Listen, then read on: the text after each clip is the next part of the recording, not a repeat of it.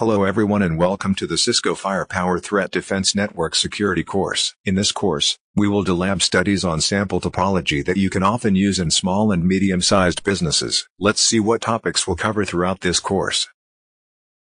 In the first chapter, we will cover the course content. In the second chapter we will cover the installation and basic settings. In our first lesson, we will talk about the sample topology. In our second lesson we will prepare for the installation. In our third lesson, we will install Cisco Firepower Threat Defense. In our fourth lesson, we will connect to our device via Cisco Device Manager and make our basic settings. In our last lesson, I will explain how you can do lab work on VMware Workstation Pro so that you can do labs at home. When we come to the third chapter, we will configure network and routing here. In our first lesson, we will set the interface and security zone settings.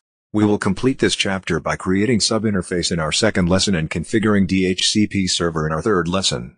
In Chapter 4, we'll cover security policies and NAT. We will introduce security policy in our first lesson, auto NAT in our second lesson, manual NAT in our third lesson, SSL decryption in our fourth lesson, URL filtering in our fifth lesson, application filtering in our sixth lesson, malware and file blocking in our seventh lesson. We will complete this chapter by covering IPS inspection in our eighth lesson and security intelligence in our last lesson.